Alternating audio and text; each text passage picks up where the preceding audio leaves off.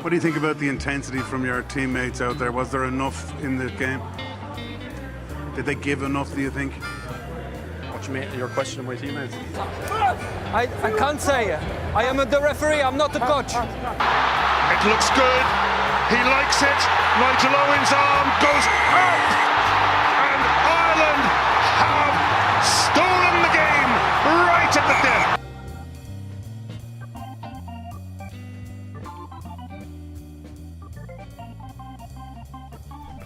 Hello and welcome to the Charge Down. This is our 5th episode. So I'm here with Neil and Dave and myself, Rob. So we're going to keep it very loose today, I'd say. What do you mean loose? Why couldn't you say concise? Well, like we normally don't write a script, but we Don't say that. but we definitely didn't write one today. So I think we'll start off with a quick just run back of that Leinster Ulster match, which we were all at, which I think we were discussing beforehand. It was hard to remember a lot of the details about it because it was just very pedestrian. Well, just having saw what I saw, I think Ulster could probably field their best team. We could field that team that we fielded and still maybe give them a solid run, if not beat them somewhat decently. So, I mean, it gives you a sense of just the sheer depth we have, but also Ulster maybe flagging a bit, you know. Yeah, it's also just not depth. That's it. That's the end of the story. Like, it's only one result when you send it. I mean, when your hooker, Sean Crone, he's good in the loose and all, but when he's cutting through defences like he was there in the first 20 minutes, like 8 tries this season for Leinster. Well, he's good at getting the tries. Like that's never been disputed.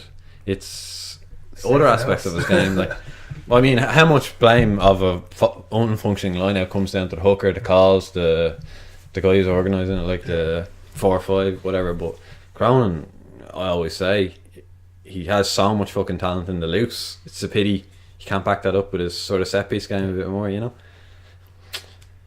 I suppose like the first 20 minutes looked like it could be a great game. We scored 2, they scored 1. It was real like point a minute stuff.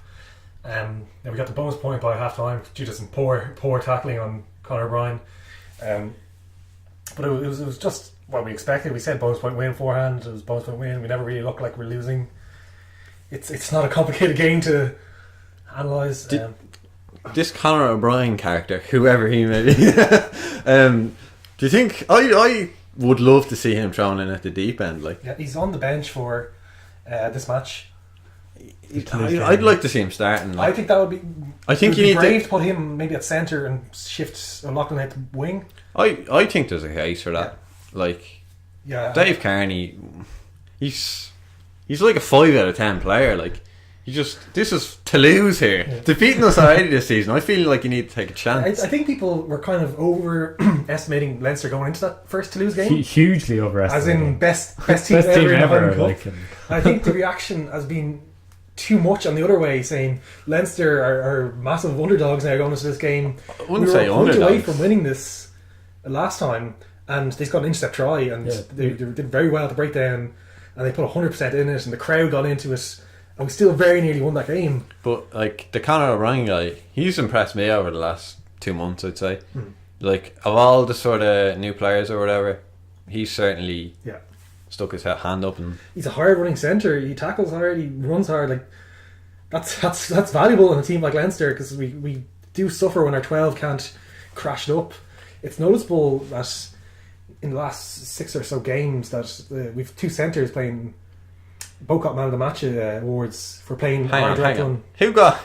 I know O'Loughlin got man of the match. Conor O'Brien also got man of the match. Did he? Yeah. Against Ulster. I thought you were going to say Reid got man of the match. I was like, when did this happen? That's what I'm saying. Even though Reid may be a good player or superior to them in many aspects, he's just not what suits the team. Because like you can say maybe no Reid is definitely a skillful player, ball in hand, passing, a bit of kicking game. But I think the team is just set up to have a centre running hard, not even a big centre like Henshaw, but someone who can just take out that yard and stop someone at the gain line, which is very pivotal for us. Just looking further back as well, like, I mean, the squad management over the last few weeks, I would maybe question a little bit too. Like, starting Sexton against Munster, I mean, hindsight is a great thing and all, but, you know, look how that turned out. And I've been happy enough with the What- game management. The only thing I think we should have sent out the team we sent out against Ulster, against Munster as well. Because what are you going to lose? I know that there's pride and all involved the there. thing but is, you can't keep rotating and expect your players to perform. Like we might go into that. That's Toulouse game rusty. At least everyone I has get gotten that. I get that. a But start over the last 3 games. I think I'm just on this young lad sort of train here. I just want to start seeing.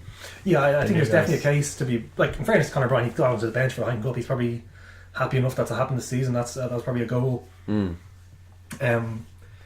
Frawley will probably a bit unlucky, I think, maybe not to make it. But I think you for a game like this, you bring Noel Reid because he's experienced. Even though we're not big fans of him here, Yeah. I can see why he's on the bench as opposed to. Frawley's definitely been hit or miss over the last I 2 think months. he's been very hit. Well, I know you probably have different Yeah. expectations of a Considering quality he's player 20, than me. 21 or so, and he's still throwing himself in the games. Like he's made throwing intercepts, and he had 2. He had intercept against Ulster. It didn't result in too badly, but he had 2 kicks that didn't go out. But like, when he's a young out half like that, and he's still playing pretty well. Aside from that, I'm happy to. Did he come on in the Ulster match or did he start? He started the Ulster match. He played the full match. Really? Yeah, it didn't make sense at the time, but obviously because we knew Sexton, we didn't know Sexton was going to be out. Yeah. So Keep kept Rossburn Rossburn on the bench just in case. Ah, okay. Just one quick point there about the fact that the team Ulster sent down really wasn't up to much. But that to me is sorry. Karen. What does it say about the league in general? Like where a team is looking 2 weeks ahead and is like, well, we've got a huge game in Europe coming up and It's just like we're basically going to throw this game. Why aren't we doing that? Why didn't we send the Callow team down to Munster? I don't get it. We're so far ahead. We have nothing to gain other than we could like have won the Munster game if we didn't lose the head. True. The Munster game was completely when you the think Munster game the could first be an 20 incredibly costly point in the season. It could be. Well, it depends. It all Sexton- depends on Sexton. Yeah, but the thing is, like you say, why play Sexton at all in case he gets injured? Like why train Sexton? Like you just have to do. What these could we things. gain from that Munster match? Well, we win a game. We get the players keep going momentum. We get the team that's most likely going to play against to lose a good run out and still give them a break. It's just unfortunate that we got a suspension and a injury out of it. I guess so. But I mean, the Pro 14. I don't. It is what it is. Like it's. I think people expect it to be like a top level league. It's a league we use to develop players. Yeah. At the end, we put out the strong team and the Interpro. Honestly, I'm happy about that. Yeah. No, I love seeing these young players Yeah, coming up. definitely. It's great. Yeah, I'm trying to think too. If you're from the French perspective or the English perspective, where you've got the spectre of relegation hanging over you, so you can't just. Well, I think that's overestimated too. Because a lot of these teams, after 3 or 4 weeks, it's already clear who's going to get relegated, who isn't. But like you could say, it's like Leinster, this dominating league is unhealthy for it. But you look like Exeter's top of the English league and Saracens are running away, and then it's a big drop from them. So it's going to be one of those two win it, unless there's a big upset. So I'm happy seeing Leinster win games with young lads and develop it. It's not Leinster's fault that they beat other teams with their B teams. Also, the fact that we're not fielding top team every single week, it gives teams like Treviso, who are now third in their pool, a chance to get a bit of confidence, get their feet, say, oh, hang on a minute, we can challenge here. We're not totally bottom of the table every time. We can actually put up a challenge, and that's what you want to see, development from teams that aren't always thereabouts, but can maybe, like Connacht a couple of years ago, for instance, when they won it, no one expected that, but it was great to see. I want to see more teams like that. If Treviso won it this year in place of us, I wouldn't resent it. I think it'd be great. It'd be great for the league. It'd be a crazy run for them, but it'd be very entertaining to see. If they get in the playoffs, it's only how many games you have to win? 3, is it? If you get into if they're more likely from their point of view, if they get into a playoff, win probably away to Munster or possibly at home to Connacht or something like that, depending where they finish. Am I correct in saying that Keatley has signed for Treviso? He has actually, so you have Keatley and Ian McKinley, so 2 Irish guys down. I think he's covered for, especially for the World Cup when they're missing your man. Padio Giovanni? I'm not sure, it could be us. They're missing their Italian sounding out half plus. I think it's Giovanni, I could be wrong. Plus McKinley. Yes. Yeah. Do you think Keatley will fit in well in there? Keatley is kind of like the Munster version of Reid to me. Yes. Yep. It's been an indictment to both teams that this player's been around for so long, but Noel Reid was not our starting centre for about 6 or 7 years. It's harsh because Keighley has gotten a lot of abuse from fans that's unwarranted a lot, but he's just not a good player consistently. A team And that has at out half, Yeah. that is absolutely what you need is Yeah. consistency. You know, or like you can have someone who can be hot and cold, that's okay, but he just doesn't hit that highs enough to justify playing poorly. Like a team being Keighley is not going to win anything. I don't think they have won anything since he's joined there. No, I don't think so. what's the logic behind Treviso going after a player like him? Oh, he's international. He's been around for a while.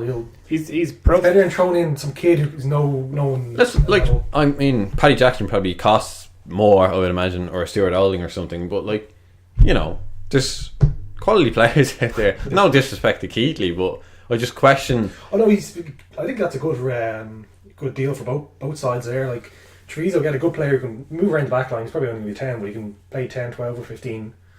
And Keighley gets to live in Northern Italy for a few years.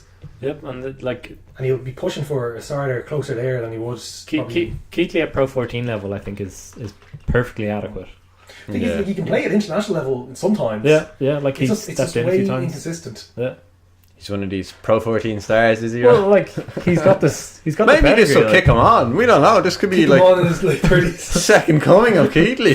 He never had a first coming. Yeah. Like who was it had a good second coming? Isa. Isa had a good There's a one. lot of players that are good second wind. Josh Navidi sort of came out of nowhere. That's not a second coming, though. I know, but he's kicking around there for years at Cardiff Blues, not getting his That's just so many sevens ahead of him, unfortunately, for Wales. curse I down. suppose the wrap up the Ulster game, yeah, it's what we expected. Yeah. Unlucky for the Ulster player to bust his knee. He'd been out for a good while now. Who was that? Oh God, I've completely I forgotten. don't even remember it. It was the guy who stretchered off or Yeah. carried off. Yeah, I think I remember. O'Connor, Was it O'Sullivan that front? no, it wasn't fresh- him. It's a name I recognised before, but it's just completely left me now at the moment. But Is he young? Is he? McBurney was it or something? No. Okay. Well, whatever. He's get well soon. There was an Ulster player who got injured, and we feel bad about it. I love it. But I think it's interesting to see how seamless Scott Penny has just jumped into the squad. Like he's only 19 and he's still he plays like a player much older.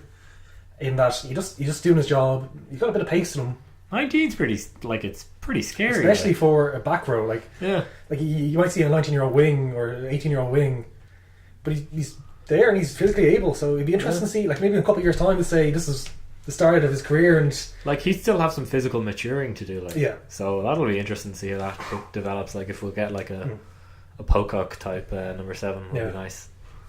This one, Pocock. I was disappointed Penny didn't get a try, to be honest. Yeah, it was a try match. Yeah. I wanted that to keep going. He's quite enough against Ulster, I thought. He had that little burst. It was nice. Mm. So probably moving on to. Yeah, we'll move on to obviously the big one this weekend now is Leinster versus Toulouse, which I think is the pick of the round, and it's The big one. It is a big one. Like this is a season Live on Channel 4 tomorrow afternoon and for anyone listening out there. And wants to Virgin watch. Media 1 if you have that as well. So The Grand Fromage, as they call it in French. It'll go a long way in defining Toulouse's and Leinster's season. Yeah. So look, the big news obviously then is the amount of injuries that Leinster have gathered over the last few weeks.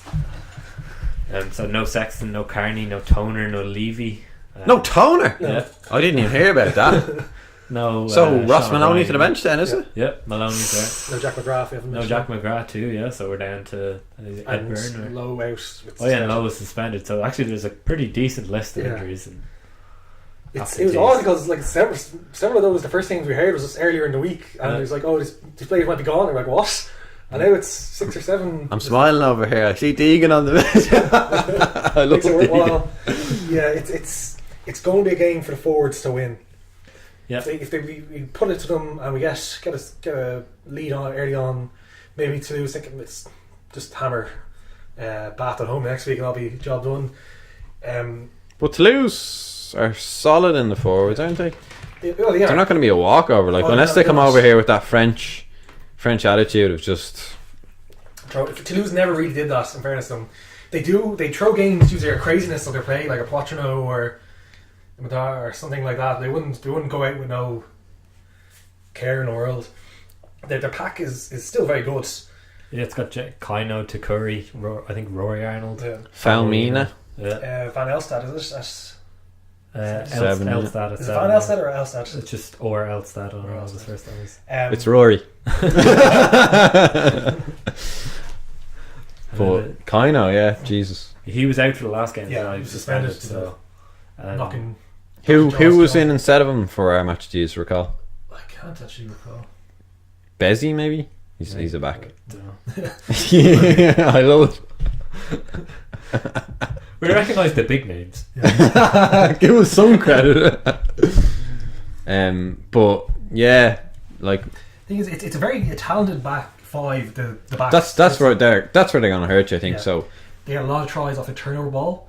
So if you manage to, I think it'll be Ross Byrne taking control of the game, which would be very advantageous. Like we've very good wingers for contesting the ball and receiving the ball in Dave Carney and Adam Byrne. Well, probably what you want to do is put Adam Byrne against Colby and just kick it there. Do high kicks, crossfield kicks, and have Adam Byrne charging down. I say just have him do jump him into Colby all the time. Like just jump. You're gonna come out better because you're massive. Like QJ and Nadar are quite good, although they're prone to fucking it up grandly in their high ball. It's not the they don't have the greatest defence, because if you think about their high cup matches, I haven't seen too much in the league. They conceded a lot of tries. Like they should have lost that back game. They should have. That Bath game was a complete. Wasps scored quite easily against them, so What? I think it's going to be based on our pack and a very good kicking game, and just try not to turn over the ball. so you're saying we're gonna cut them to shreds with Dave Carney? Dave Carney can score tries. Dave Carney's got 2 Six Nations medals in his back pocket. Like he started every game in one of them, played every minute. Like he's not a. Yeah. He has deteriorated since then. Oh, he has, but like But I don't like the way people say Dave Carney. Oh, he's a safe defensive winger. He's not a good defender. no, He carries the ball very well.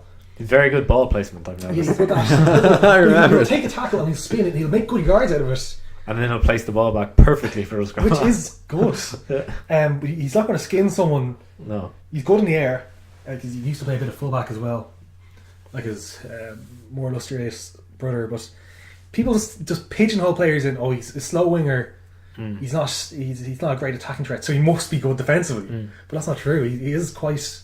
Like people say, Adam Byrne. Oh, he's good offload, good in the air, but he can't defend. But they don't say the same thing about Dave Carney. But I think maybe I just watch Adam Byrne more closely, but historically, maybe not so much in the last few months. But he did to me seem quite callow in defence. Yeah, You could see him biting in. It was almost, if you're watching him, you could sense that he didn't know where he had to be a lot of the time on defence. You know, and not so much now, but he's obviously been trained better. But yeah, so I think there was a case for that. With Dave Carney, I haven't really noticed his defensive frailties, to be honest. I mean, like, has there been tons of tries scored down his wing when he's there? I don't know. Argentina 2015. Oh, Jesus Well, Christ. that was a collective. Just that famous picture of him staring up at Imhoff, just having skinned him like he's just looking up, the depressed look in his face. Some there fucking campaign up. Looking at that Toulouse team too, there's Ntamak. I don't think he played in the last game against us either. So He got a call up for France in the Six Nations, I believe. So that says a lot. yep. So we could be looking at kind of a semi little preview of Ireland versus France Yeah, here. there's A little bit actually, yeah, because Dupont is on the they have a fair few French call up. teams calls. Last year they only had 1 or 2, I believe. Yeah. So this is definitely a return to. Maydar, I think, is on the French squad as well. QJ always floats around somehow. But yeah, it's going to be heavily predicated on our kicking game and our forwards. I think if we can get that right, like the bookies say, it's about 9 points Leinster That favourites. seems way too much to me. Like, But like, it could happen. I can see a situation where Yeah, we end up winning this game comfortably. It enough. feels like narrow margins to me. It could go any which way, and I wouldn't be surprised. You know, honestly, coming in here, One I prediction. was feeling bad about it, but listening to you, I'm starting to feel more confident now. So I'll But be. I don't- people say it's definitely a pool decider. I don't think it's a season decider. Like both teams will most likely get 4 to 5 points. 5 points more likely against the English team next week. Both teams are going to get out of this pool. It's a good chance they could face each other, whichever way it goes. Like it could be Leinster home or Toulouse. Well, I home. mean, just I would call it a Leinster season decider if, say, we lost tomorrow and then got knocked out in the next round. Yes, but this To match me, in itself, it's not like lose this and Heineken's up over. It's just going to make it very difficult. well, I was talking about it earlier, and I said this is one of the most important matches of the season. it is. Like, we shot ourselves in the foot losing against them away, because we were 6 points in the lead for about 15-20 minutes. Well, I remember watching that, and we weren't doing anything. Like, we were just kind of floating around the midfield. We were doing okay. I think if that pass didn't get intercepted, it would have punched the hole. Yeah, maybe, but it was just frustrating to me. Yeah. Because I was thinking, we're only 6 points. We need to get anything, just any sort of score. Yeah, they were starting to wheel. We were starting to put the pressure on. I felt, and then there was a great play from them, and they scored the length of the field. Try. Do you think just looking back on the last few weeks too, we saw Leinster lose the head a bit against Munster. Do you think Toulouse will take anything from that and kind of look at them? I don't think so. They'll try to provoke us, of course, but I think if Johnny was starting, they would have been trying to aggravate him at every opportunity, because I think a lot of what happened down in Munster was stemmed from Johnny. So, and I think he's easy enough to get at. Just put in marginal late hits at him and he starts bloody complaining at the ref. So, I think that's like, if you've never seen Leinster form like that. Yeah. So it's hard to say, because that's literally the first time in about 10 years, in over 10 years, you've seen anything like that. Well, I mean, Leinster, so other than Johnny, who could you get at? I don't see any hotheads. Healy, maybe you could start trying to there's always players provoke. you can get at, but like it's just so rare to see like losing the head like that, plus clumsiness from low, plus all that. I think the way to beat Leinster is really focus on denying us possession. Yes. And I think we'll get frustrated, And I think that's almost sort of what happened in the Munster match a little bit. We were denying ourselves possession by knocking it on, giving away penalties. We couldn't string that consistency of phase play together, which then caused us to start knocking people's heads off. just getting frustrated, I think because it's a Munster match, I don't think we can look at that and say plot anything from it. But you just said a few minutes ago that, this is a trial run for the Toulouse match. No, that's what the idea was for the selection. Yeah. You get the combinations together, get players brush off the rust, but it just lost the head completely. I don't think you can say, can you point to another Leinster match you've ever seen that was like that? No, but even looking back to the Connacht match, I feel like there was a few senior players out there, Ruddock being one, say, where I feel like there needed to be a bit of leadership, and it wasn't there. I feel they've got to start getting their shit together. I feel it would almost be better for us to go behind early, because I think that'll get them in shape, get them realising, fuck, we need to do something here. I feel if we get an early lead, they might just sit back on their laurels a bit, start thinking, we'll win this handy enough, sort of thing, and then we could get bitten in the last 10 minutes. I think, say if Toulouse get an early try, albeit it'll give them confidence, but I think that's almost what we need after seeing us for the last few weeks. It's just a bit of a malaise, I feel. Maybe I'm being overly negative, but we've got 10 points from 3 games. I just like being negative. I'm trying to look at their team now again, and it's a very good team, but it's actually let's look at our team again, and I suppose this is probably the biggest game Ross Byrne's been involved in. Probably the Montpellier games last year were pretty big. He played both of them, I think. They were big, but this is Toulouse, they're the foreign French team coming to town. They've already beaten us this year. Montpellier were very good last year. They were top there. They were, but we never really saw them as equals. This is 4-time champions. They didn't beat us. Yeah, exactly. Van der Fleer, I feel, has been a bit hit and miss in recent months. He was badly out of it in the last game we saw him in. Connacht game, was it? Or was it Munster? Well, one Connacht thing, game, he missed a tackle, which is very rare for him. Yeah, he last few weeks he's just been a bit.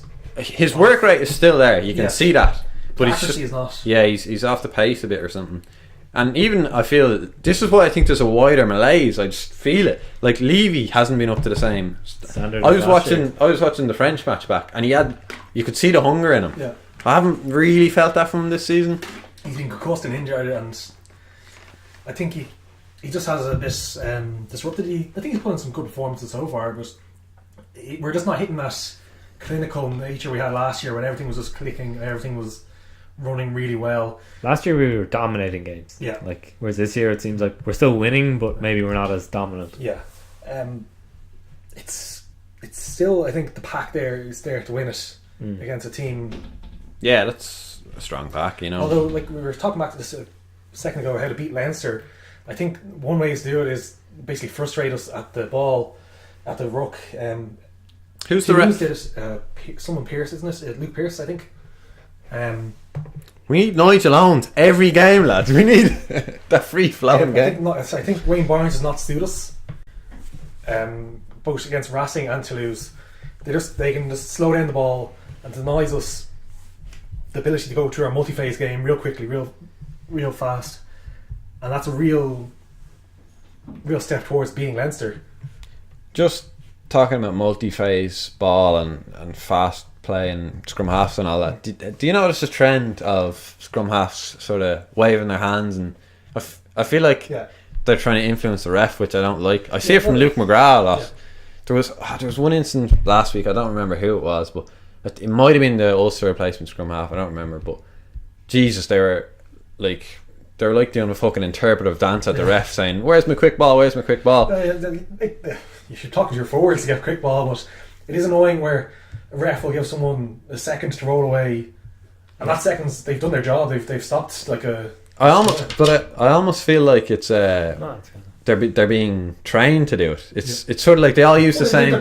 They do this hand movement, like you can't see it. But it's like, and they look at the ref and they do that, and it's like they know that that's going to get through to them, sort of thing. Yeah. Or 50% of the time it results in a penalty. But I see loads of scrum halves doing it, and it frustrates me to see. Like Nigel Owens is the best approach for that. He usually says the ball's available. So laying above it, ball available. It gets a bit ridiculous sometimes, like, and it's up there I think with that kind of rugby incident kind of technically he's doing something wrong, but if we call them up every time, like, we just wouldn't have a game. Like if you just did it every time. Like, I think the English League is quite good for this, where if you do slow down the ball or kill the ball, it's a penalty very quickly against you. It does mean that once they go into Europe and they're against other refs and other teams, Indian teams are like handicapping, where they're not used to dealing with. Sometimes you just have to clear the ball. Well, you have to hit everything near the ruck. There's a case for, I think, allowing the scrum halves to rake. Now I know they're allowed to rake, but there's this thing with the angle of the boot. If it's a downward stamp, that's a penalty. But if they sort of do it at a 45 degree, the old say, if you're pushing back, that's okay. If you're kicking downwards, it's bad. Well, scrum halves to be light enough, so. How much damage could they possibly do? Rather than like trying to influence the ref with your little stupid hand movements, throwing a few stamps. Yeah. Use the boots. That'd be one way of solving it. That is a bring back rucking approach. Players won't be lying over the top of the ball if they're getting stamped on. My verdict is I think Leinster will get a bonus point win. Really? But I think Toulouse will also get a bonus point. Maybe two. Alright, you're expecting this to be absolute, like... I think we will... Tri-fest is what you're predicting. We'll put our influence on the game, and we'll do as you say, we'll make a point, we'll chip up scores, but I think Toulouse will just get points out of nowhere, and we'll be forced to keep attacking them. I think they'll eventually tire, and we will win from that, but our bench is weaker noticeably than our previous big matches, so that could be a bit of an issue, but I think Leinster will come out of this with 5 points. Alright, that's pretty good. Dave? All week I've been very pessimistic about this match, but coming in here and hearing Neil espousing has definitely perked me up a bit about it. But I still think we're going to lose, very narrowly albeit, so I'm going to say Toulouse by maybe like 2 or 3. I don't think either team will get a try bonus point. I would say Leinster will get the losing bonus point, obviously, but yeah, I don't know, I've had a bad feeling all week. I absolutely hope I'm wrong, but should be a great match anyway, regardless. Like it should be. Usually there's a good atmosphere in the RDS for these European matches and all that. Do you know if they've made extra seats available? No, they haven't. That's unfortunate. I think it's the full 18.5. So usually they have the little bit of stand.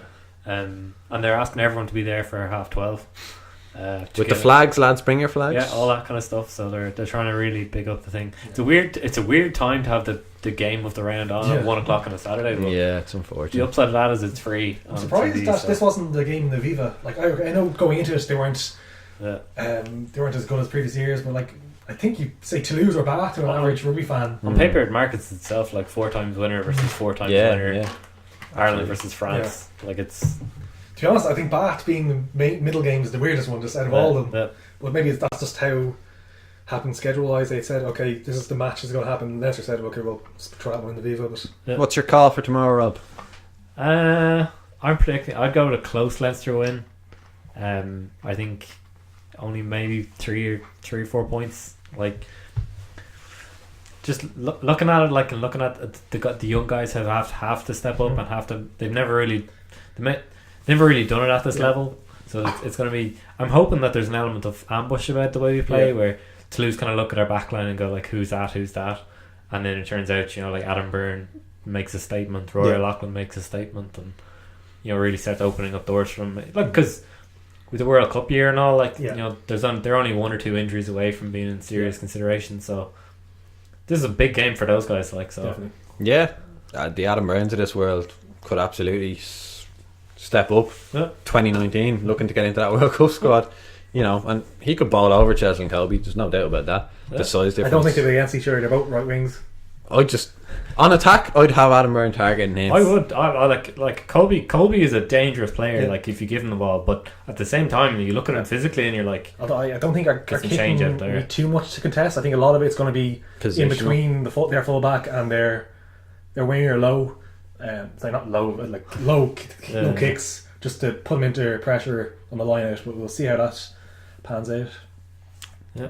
The Munster Gloucester match, we talked a little bit about that pool, yeah. So we'll have a quick look at the other pools then. So in pool 2, it's Munster, Cast, Exeter and Gloucester in that order. That's probably the most contestable pool, would it be? Every single pool. Round 5, every team could win it. Yep. So I think if Munster win today, it will be their pool most likely. Yeah, because they've got Exeter at home then. So. Yeah, but I think, like, Exeter are home to Cast this weekend. They could get 5 points out of that. They could go into that Munster game if Munster lose tonight with aim of winning that pool, even with a draw or perhaps a losing bonus point. Depends on how Munster do exactly. But it'd be interesting to see how Gloucester play, because they've played really well this year at times, but they've lost 3 of their last 5 games. They won away against Exeter, didn't they? That's impressive. Exeter had a big win streak at home, I think, and Gloucester broke that. And they just got hammered then by Sale at home. They lost. They're hit and Exeter. miss, it seems. It's just a weird team, but I think Cipriani going off in a couple of those games has switched it up for them. I think they're very dependent on him. He makes them tick, basically. Yeah. I feel Cast, regardless, they're still in contention, but I feel based solely on that match away, on Cast's entire European history. well, away to Munster, that was miserable. That was one of the most miserable performances I've ever seen. What was it, 6-3 at half time? Something like that. I was like, they're going to come out and they're going to take the chance, and they just let me down completely. It was depressing to watch. So I think you can almost write Cast off based on that alone. But yeah, I'd say Munster and Exeter would probably be your most likely two. It'd be interesting to see, like, it's possible only one team gets out of that group. Yeah, because they're all taking points off each other. Yeah, actually, it's like Munster could come out of this group around 23 points theoretically, or else they could fail to get out of the group. It's so tipsy turvy. I think Chris Farrell coming back from the dead, Lazarus like. Yeah, like on Monday it was like no he's out, and for 6 nations. It's a long term injury, and then it's like he's actually fine. Yeah, Clote, Truman, you PEDs. We cannot say it. Suck on this man. He's the most important Munster player. He's not the best, but he's the most important to them. Yeah. He basically creates their entire backline into a threat.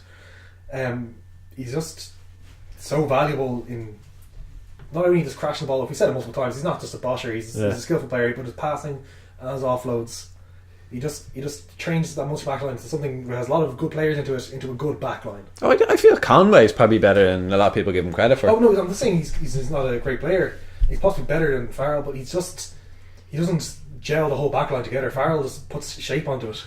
I get what you're saying, yeah. I think someone I saw mentioned that this is kind of like one of the few times this season where Munster have had their basically first choice, no real injuries, and they're fully loaded. So it'll be interesting to see what they can do with that. Yeah. With Joey now with the full complement of Scannell and Farrell in his centres, and saw another article saying that Munster had more X Factor players these days than Leinster. That was Wallace. He's taking a few David Wallace. So that was that's laughable. What's he talking about? Sorry, even if it's true, what does it mean? Who are these X Factor players? Conway, yeah, I'd agree. Conway, he can turn a game, but Murray hasn't impressed me since he's came back. I think he's holding himself back a little bit. First of all, I have to find, is X Factor just like someone who can step like Lamore or something like that, or is it someone who's good, or what does it mean? But second of all, Well, who even cares? Well, I mean, the crowds care. Yeah, but you say who's a better team, you're going to say Leinster. I You're going to say who's got sizzling factor. Who's got more X factor? You see crazy curves. It's just such a nonsense argument. Like, you say who's the more skillful attacker or something, you say, well, okay, maybe it's Munster, but like Leinster function as a team. Yeah. Do you think Murray has been holding himself back a bit since his injury? No, I think he's been okay. He's been solid, but I haven't really seen him bossing a game like I'm used to him doing. His team's been playing poorly enough. But like, I've no worries about Just looking forward to the World Cup. Like I would want to see him firing on all cylinders, sort of thing. And well, him in Ireland camp is very different to. Yeah, Joe runs a different Yeah. ship. Like he'll have them primed and ready to go. I just think Munster are making best use of their backs, and so that's going to just affect how good he looks. I think Klein is also coaching them in a certain noticeably sort of. I said before about them deliberately. Their coach Sean Klein. Van Gran. Who's Sean Klein then? He's their second row. Are you saying this I'm about is this a reveal on the China podcast? That Jean Claude has staged a coup. Sorry, yeah, I mixed up. Another South African. But yeah, I mean, I don't know. Maybe Murray's a little bit frustrated by the way they're being coached. I feel like they're not maybe playing as expansively as some players would want. They had a good game against Connacht now. That was probably the first game in a while where they actually clicked. I don't know if you watched all of it or not, but they were a lot better as a unit, especially because Farrell was there. Even though the other Farrell, probably the most impressive player. Yeah, actually. On the day. But that was the first time we've seen them in a while, especially away from home, that they actually clicked. So if they continue that in, they'll probably beat Gloucester. Exeter will beat Castor at home, and then it's down to the final. I just want Cass to prove me wrong. Please, for the love of God, come out and don't be yourselves. Just do a fucking job. Like, sick of this malaise. You should be a speechwriter for the cast coach. Sick of this crap. Where does it come from? Like, what? It's just cultural. Next week they'll go hammer and tongs. But that's what frustrates me so much. They show that they're clearly capable of doing it. Yeah. And then they just come out with this They don't really care about laissez-faire. Europe, that's why. Fuck them. They could beat anyone, I'd say, at home. Yes. They could beat, but away they're just they're nothing. They're literally nothing. Imagine how frustrating that must be to coach that. Unless you're coaching them to not fucking play away. The cast say, "Oh, we're not gonna get into quarterfinals. Even if we do, we're not going to get the semis. Let's focus on the league, which we love." Yeah. This is a bonus. They sell out the stadium. They get a bit of money. That's it. Screw them. How do we make European rugby more valuable in the minds of the French? I don't think you can. Like Toulouse love it. Clermont. Love it, but they're not that good at it. Yeah. Racing have done well enough because they have a super squad. Toulon obviously won us, but they're in the they're not great at the moment. It's just like if you ever listen to the Mole cast, shout out to Demented Mole. They do say like just how good a tournament is, like this going back over a century. And there's a good thing when Trevor Brennan won it. If you read his biography with Toulouse a few years ago, like they were bringing the trophy around, and like grown men were crying, like that my son has won it, and it's just such a big thing. It's kind of like almost like GA trophy, like where it means so much to the parish. Like these small towns with clubs going back years, and they win. It just means so much. And it's such a great tournament in that way. I suppose you can't begrudge them for something not caring. There's also that small town narrative where, like, if you were like a smaller French team and you do beat, say, the likes of Toulon, Clermont, at home, you know, that's inevitably gonna. Yeah. We can't sympathise with that because we have such a good team. But imagine that, like, if you're a smaller team and you beat a joint with all that budget and all that you'd feel immense. Quite a lot in France that the home team wins. So, like, if you're like a French fan, you're asking why are we going after this European Cup? We're not going to win at the expense of like potentially you could potentially end up getting relegated and not even but like missing off in the playoffs. Like you're saying, why are we doing this? Just rest our team away. And did I read something recently about the English Premiership talking about abolishing the relegation system? They're always talking about ring fencing and trying to get that in. Do you think that would be good or bad? For sure. There's positives to it in that, like you're like clubs have a chance to kind of cement and actually develop and grow players because they're not automatically like they have to win now.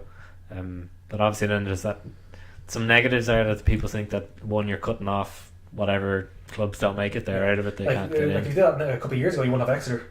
Yeah. And Northampton got relegated a good few years ago. Harlequins got relegated. London Irish obviously Yeah. jumping up and down. Bristol, Wasps were either very close or did at one stage. But like it's, I used to think okay, English should just have like regions like we do, but the English RFU is just pretty incompetent, so you can understand why you don't want to deal with them. I think like a lot of the secondary level clubs in the championship have no desire to go to the Premiership, and they don't have the facilities or the resources to, so they probably wouldn't care too much. If they wanted to change the structure, you probably have like a just grab like London Irish, grab Bristol, grab whatever, and make like a 16-team conference thing similar to what we have. But why would you do it? They seem to like enough their products. But there is that thing of player management. True, it seems to be a big narrative in British rugby at the moment. Yeah. With, you know, they're saying, oh well, we can't get relegated, this, that, and the other.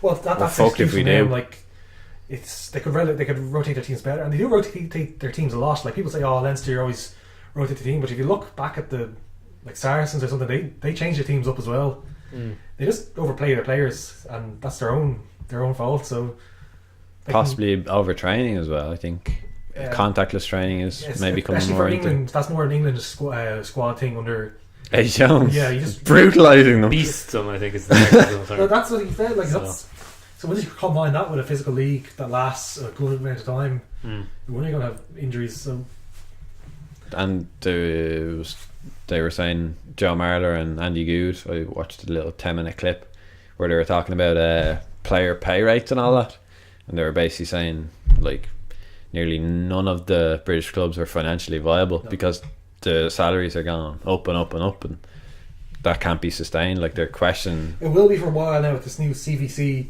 takeover of the. Is that the private company I heard about? What was it? They're buying a 50% stake or something in the Premiership. Stake in the Premiership. They did a similar thing with Formula 1 racing. People were not happy with that on the Formula 1 racing scene. It's better now, but there was a lot of poor decisions for the fans at the time.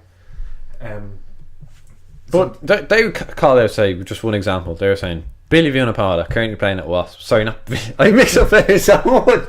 Nathan Hughes playing at Wasps currently, and they're saying Bristol have are potentially putting in an offer for $500,000, and they're like, he's good, but he's not that good. Like, where is this coming from? Why? There could be a crash in a few years' time where the clubs say, "Okay, we'll go under if we do this." But sporting clubs seem to have a maybe I'm a bit of a freak in this regard, but like I like to see young Irish lads coming up. I like to follow their careers. You feel invested in it then. Like, I mean, James Lowe's great and all, but if we had a team made up of just James Lowe's, you know, I wouldn't be going to every match. It's just a different system. So we say, okay, this works great for us, but even if we put the same system over there, it might not work. Just hope it doesn't affect us. Like Conor O'Brien, I'm going to be watching him closely now, and that's what you want to see. You look at the team before you go to the match, and like, oh, it's Conor O'Brien. I'm excited to see how he gets on this week. You know, as opposed to, oh, who's this? Takuri, like, who is this? Just a random blast him with a dark pass. Yeah, we signed this guy last week. Lottie Takuri. A couple of seasons ago, Rob said, when we signed Takuri, I was like, what? I completely blanked that out. He must have played all of a game and a half, pulled his hamstring, and then just like faded away.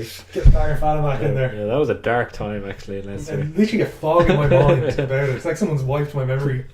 Alright. What's the next? Saracens pool there. Saracens are going to walk it. Saracens That's essentially it. They're first place. Looks like Glasgow will get out of it as well. Will they? Yeah, they're on 14 points, so they have to play Cardiff. They have to play Cardiff, and they have to play Saracens as well. So they'll win the Cardiff game. I don't know. Cardiff seem good lately, and I don't think 19 points might be enough to get them.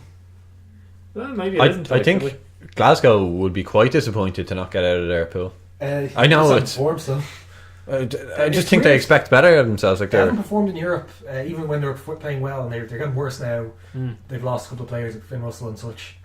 That's not much to say about that pool. Like Saracens go in. And then pool 4 actually is an interesting one. You got Racing, Ulster, then Leicester and Scarlets. So Leicester and Scarlets are basically out, but the Racing and Ulster are still playing. Ulster doing well enough. they're probably not going to win against Racing, but it'll be a big favourite of us if they do. Yeah. And also, if they do beat Racing, that means they're going away to Leicester final round. They could get a result there, and they could get out of the pool. Maybe even As pool winners, like, if they beat Racing, get home quarter. you hope Racing just give up, and they are just going to hammer the next team we play. Scarlets will be another team that I feel sort of like Glasgow, where They've underperformed. probably a bit worse than Glasgow. Even they would expect we should be challenging here. We should be getting out of here. Players. I think they haven't replaced what they've lost, and that's It's frustrating to see teams that were good sort of dwindling a bit.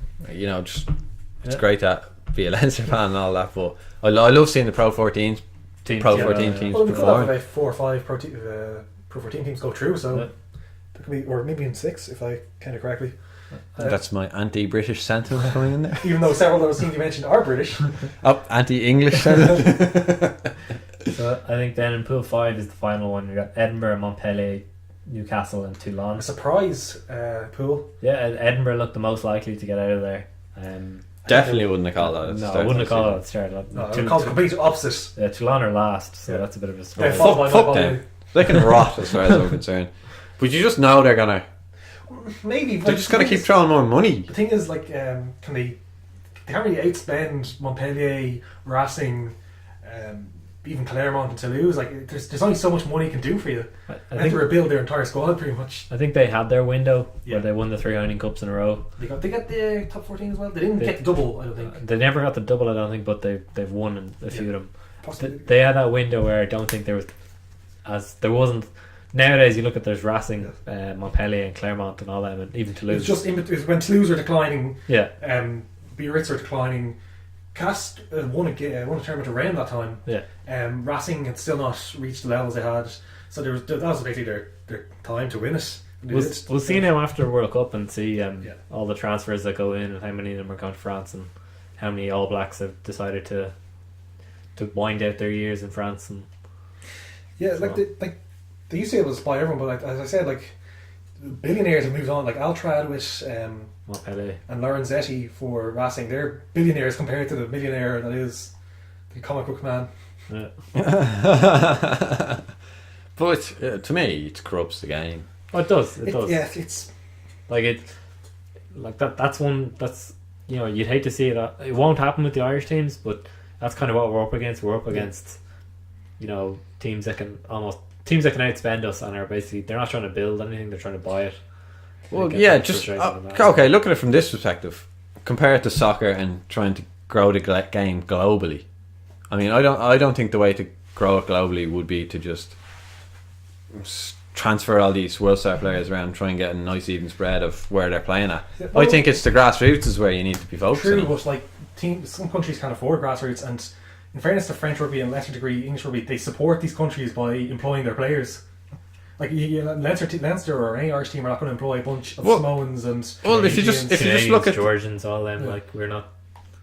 We only go for proven quantities, and we might get like someone like an Argentinian player. Like, is that not hampering the development of the game a bit in their country though by taking out the it talent? is. Yeah. Sorry, not in the country, because they're never going to have a league that can support this talent. Well, they're definitely never going to have it if all the players are I know, fucking but gone like Fiji elsewhere. and Samoa, these are poor countries. They just can't play these players, have big facilities, and play against. So you're saying it's the white man? That's It's just surrealist. okay, look at it like this. Africa back in the day, huge natural resources. The white man goes in. No, boy. On a modern day perspective, Fiji is the natural resources being the good rugby players. The white man goes over there Well, I think like are you going to say and takes them, Are you going to say to Fiji like? so they can't develop. Sorry, we're going to employ you, but now you can't get employment here, so you're not going to send any money back to your family. You're going to play in a team that's worse. And you will never achieve your true potential. Maybe if they all banded together and got their shit together. It's just not realistic. They're a dictatorship a lot of the time in Fiji. They're a corrupt union.